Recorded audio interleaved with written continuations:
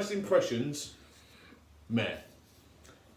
Now, it's not the I most have to positive, say, is it? I have to say that my impressions of Jodie, she was all right. She wasn't amazing. She wasn't great. She was okay. She delivered what she was given to her, the best that she could do. She still doesn't feel like the Doctor to me, not yet anyway. I think the story itself was a bit, I mean, a lot of opening episodes have that, but I mean, when you go back to the 11th hour, you're thrust into it. He's the Doctor straight away. She's still thinking, oh, I don't know if I'm the Doctor yet.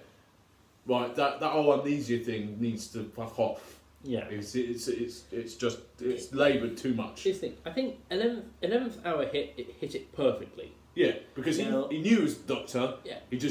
He was still sort of getting used to it, being the Doctor, but he knew he was the Doctor straight away. Now, yeah, you couldn't do the exact same episode again. But you could do the basics of it again the same way. Yeah.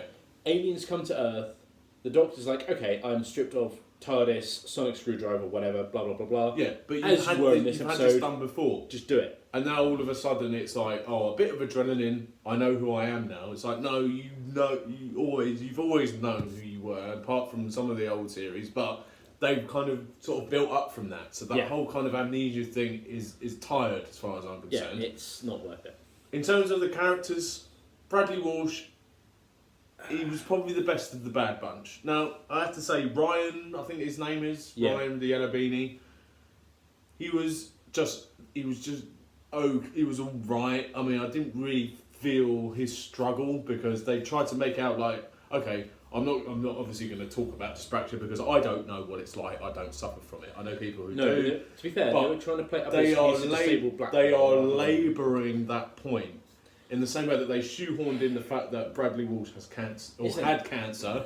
It's like I completely appreciate. I know family members of mine. I know the fucking hardship of that cancer, right? Yeah. I don't want to see that in Doctor Who. And I don't know whether that's me just being closed-minded, but it's like, I watch Doctor Who and shows like it to escape from that. And I can understand you putting it in drama, but as far as I'm concerned, there's no place for it in Doctor Who. There's a way of doing it, but you've got to do it right. And quite frankly, this didn't quite No, do it was it just right. like, oh, I'm still in remission, I had cancer, blah, blah, blah. It's like, yeah. So you're using the fucking extreme, disgusting illness that is cancer to make us feel a bit more sorry for this character. That's a horrible thing to do. Yeah, and it's like, surely you should just write a good character and us feel something for that character without making it something to do with fucking dying. Grace, they kill Grace off. Okay, alright, fine. But like I said to you before, I think there would have been more impact if it was actually, holy shit, this is supposed to be a companion, and they've killed them off in the first episode. Yeah. Fuck me. That would have been really like, okay, you don't want to waste your resources and you're building up these characters, blah, blah, fine.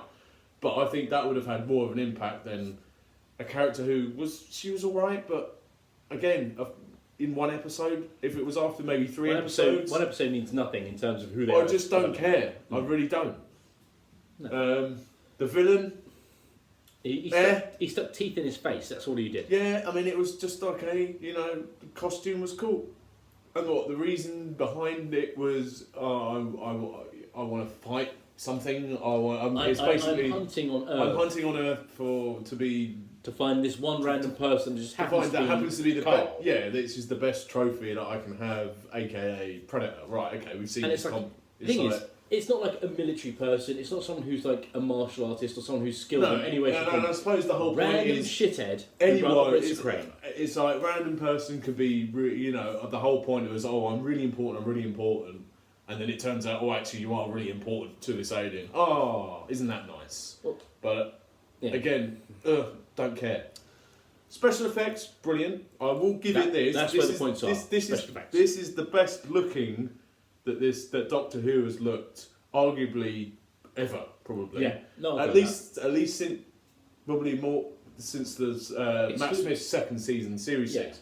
It's looked very cinematic. It looks as they put a lot of money into it. Fine. Going for Jodie now, like we've said before. Right. Jodie now. I like we said before in our Jodie Whittaker Is the Yeah or nay yeah or video. nay review Yeah. video. Link I've in seen the her in lots description. of things before. Exactly. I'll do a little thing. There'll be a fix it back playlist. to that episode. Playlist. Yeah, exactly. I've got nothing against Jodie whatsoever as a No. person, as an actress, whatever. I've seen it. I've watched all of Broadchurch. I thought she was, for what she did in it, she was fine. She played a grieving mother. Yeah. Okay. That's like literally a singular path you can take. Yeah. Since when they then announced her as the new Doctor, I thought, oh, okay, well, obviously Chris Chibnall has written the episode, is now, you know, he's written Broadchurch. He's now he's the executive producer, Doctor Who's the showrunner, blah Yeah. blah. Get your mate in, whatever, Yeah. fine. But I said before then, she didn't give me the gravitas that I want from a Doctor. No. Before then, I thought there's actresses out there that would have done, like we said before, Quentin Christie, Lynn Headey. There's a whole There's no doubt. plethora of actresses out there. This isn't about the gender. It is a little bit because it feels like it's been shoehorned because we need to be diverse and we need to be productive and all this Okay. sort of stuff. Oh, we must have women. Okay, fine, whatever. Chris But you- Chibnall has gone on record saying he only wanted a female Doctor. Okay, fine. That's the Right. direction you're going. And it's like, she was your best choice, or was she your most convenient choice? I think it's convenience. I think it's convenience. Yeah. And that's not to say she's a bad person No, or she's a bad she's not. actress. She's not. It's to say that honestly. it's like, you know what? You go to Gwendolyn Christie's house, it's like, you know what? You go to her house, knock on the door. Well, she's obviously too valuable. Right? You know what I mean? She's obviously just a little bit more expensive. Here's for a obvious load of reasons. money. Be Doctor Who. Yeah. And the thing You'll is, make more money in the long run by has doing so it. much more presence and authority and just. You know what I I mean? can't imagine someone. Okay, this is going to sound really bad, but I can't imagine Gwendolyn Christie is so much more expensive. Yes, she was in 2 Star Wars movies, but she did shit all in either movie. Yes, No, it's she's more in to do Game with of Thrones, yeah. but even then, But she doesn't do loads in Game of it Thrones. would make more sense to me for someone She has like a her presence to get but- it, because it's like she just has that, even in her voice, that's that very kind of authoritative style about it. Yeah. In this episode, I really wanted to give Jodie the benefit of the doubt, right? And for the most part, I did. I thought, right, the trailers didn't do anything for me. I thought they were really sort of hitting it on the nose. Look how much we've changed. Look how progressive we are. Blah blah blah blah blah. You know, the picture of like her in front of like 12 other women playing dressed up as dressed up in her costume, to say like, oh, you know, this is like 13 doctors who are just like me. Blah blah blah. Whatever. However you want to read into it. What, you know, you do what you want. There are elements of her performance that I will say, okay, that's all right. That's fine. You're trying very hard, but overall, she just doesn't. As far as I'm concerned, so far, and that's only one episode. Before you say anything, oh, how can you judge it one episode? Yeah, no, but I'm judging on what I've seen so far. She doesn't command a room yet. She doesn't command the room. She doesn't grab me and go, I am the Doctor. It's just sort of like she is playing the part of the Doctor, but she hasn't owned it yet.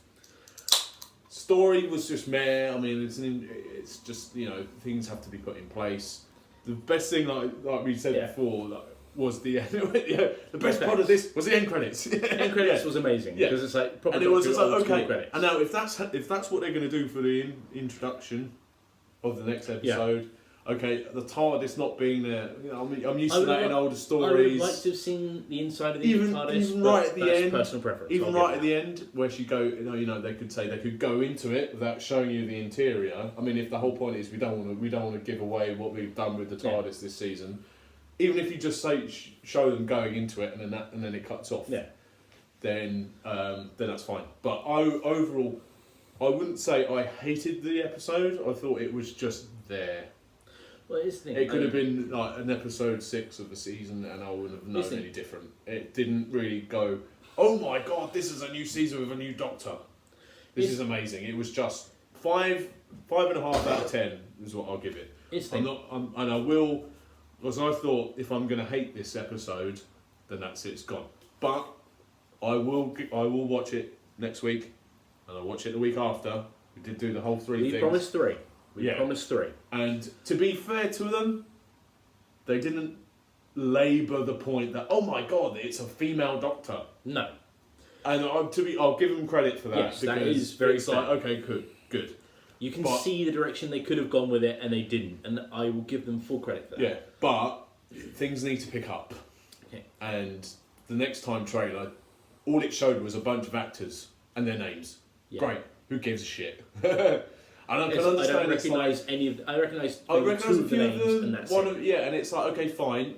Means and nothing. If it means that they're keeping a lot of things secret, then fair play. But if it's just to show, look how diverse this cast is that we've got, pat ourselves on the back, then fuck off. But if we want is the pat on the back, I'll give you a pat on the back. Yeah. Then fuck off and leave my Doctor Who. Exactly. What I will say is it wasn't as bad as Hellbent or End of Time. So it's not the worst Doctor Who episode I've ever seen. No, it's but not. It's definitely. No. It's definitely. I would say it's the weakest first story for a Doctor. I would argue because I would say even Deep Breath, while it's not great, you get the sense that Peter Capaldi is the Doctor. Thing, I wouldn't say it was. I wouldn't say it was shit. I would say it was just. Here's the thing. I would kind of. All right, whatever.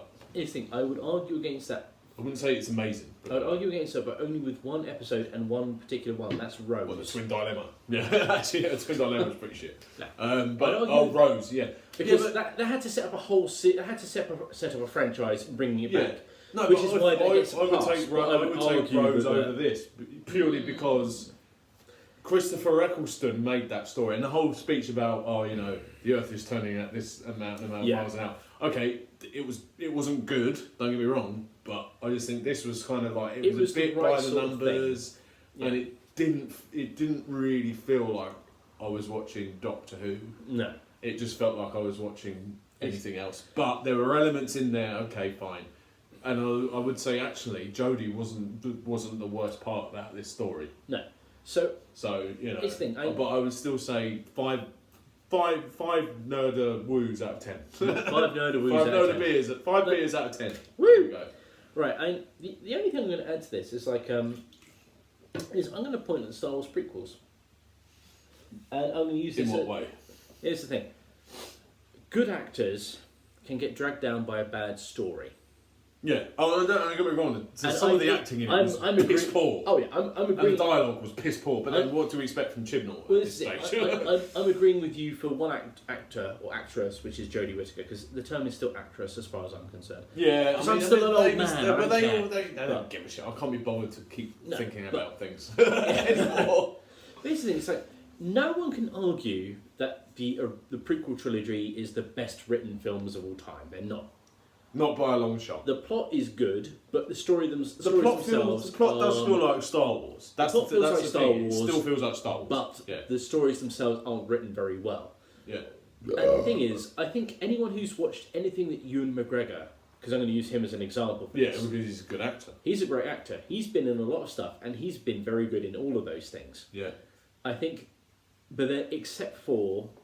And even then, he elevated those prequels because he was that good. Because of him, yeah. Now, to bring this back to Doctor Who, you look at something like the first series of David Tennant. That clearly wasn't written for him, but he elevated that. Well, yeah, it was written for Christopher Eccleston. But the thing is, Christopher Eccleston. But the thing is, he was relatively unknown at the time as well. But but his quality was so good. He elevated it. Yeah, he did. This is no reflection. I thought he was better at the beginning of his tenure than at the end of his tenure. Now, this is no reflection on Jodie Whittaker. But, in terms of her acting, she's only as good as the script allowed her to be, and the directing allowed her to be. The script was mediocre at best, I thought. I think it was an average script. You could put that if you changed a few bits and pieces, you could put that anywhere in the series, and I don't think anyone would have that many complaints about it. Yeah. You might have a few complaints about, this monster isn't really like a middle of the series monster or end of the series monster. Okay, no, it's just it was a nothing monster. The thing is, you could change that. The whole point of it was developing the characters and making you feel sorry for them. But I thought it was a very shallow way of making you feel sorry for these characters. Because it was almost like everything was thrown in at the one episode. Oh, I'm in remission for cancer. Oh, I've got dyspraxia. Oh, my grandmother, my nan's died. You know what I mean? All in one. Yeah. And it's like, without getting to know, I think if you'd have got to know these characters first and then these things came up, then it would have been more of an impact. You'd be like, oh, fucking hell, this has happened to them. Well, here's the thing. here's my brief rewrite of this episode, Go on. because I've already seen this, right? Instead of instead of like an alien hunting just a random human with like a Cthulhu tentacle monster to help it, Made out of wires. Yeah. You have a Sontaran hunting a Rutan.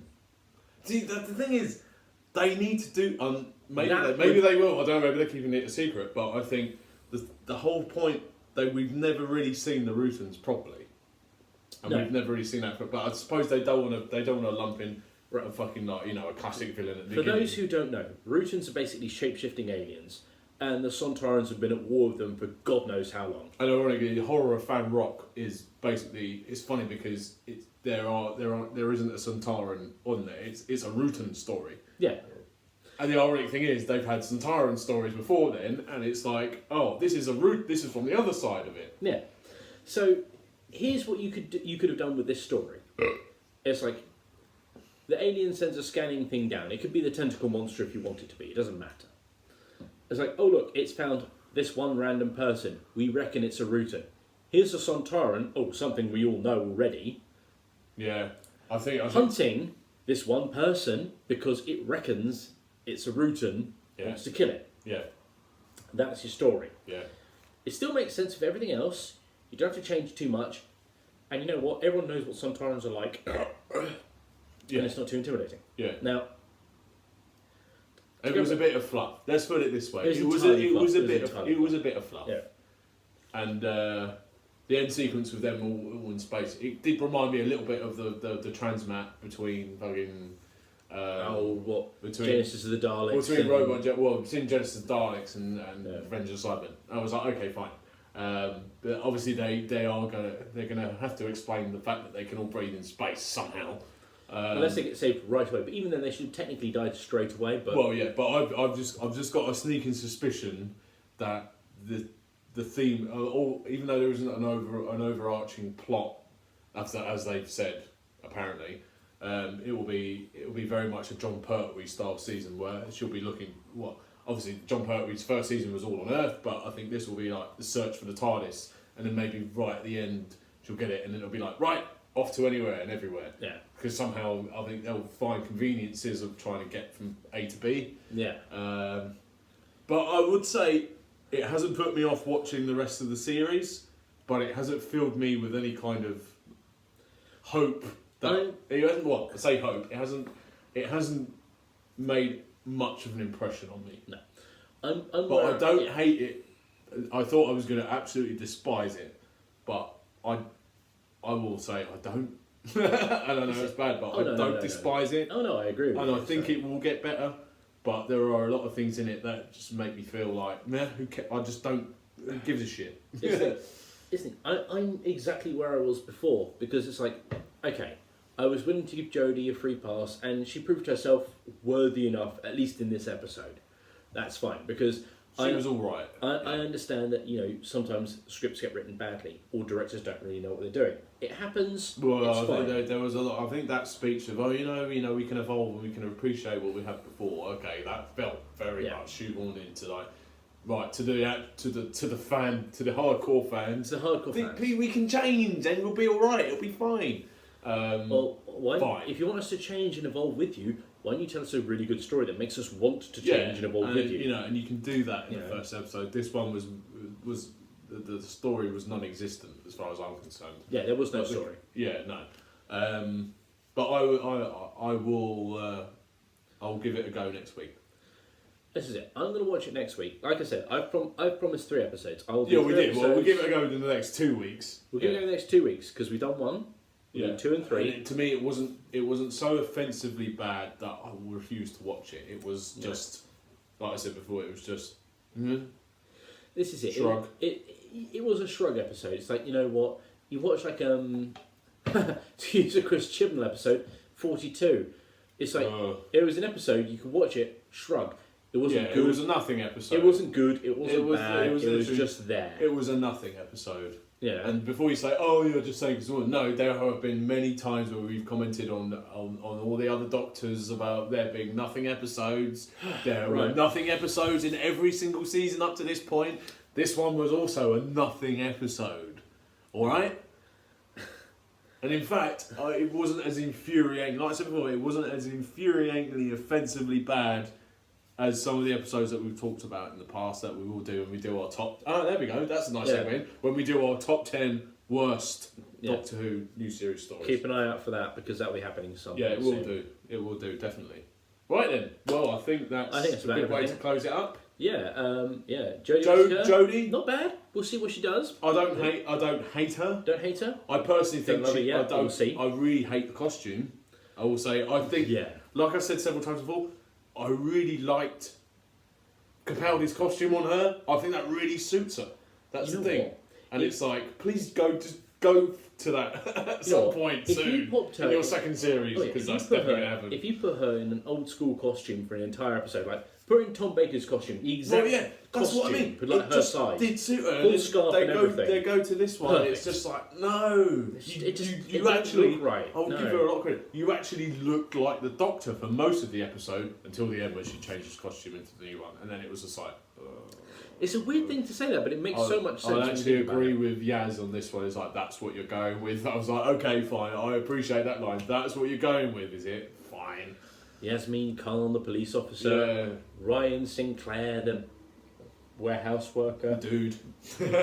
And Bradley Walsh. The other name is Bradley Walsh. Bradley Walsh. He's Bradley Walsh. He's a bus driver. Until next time, the chase is on. Ha ha! Hey! Three chases on.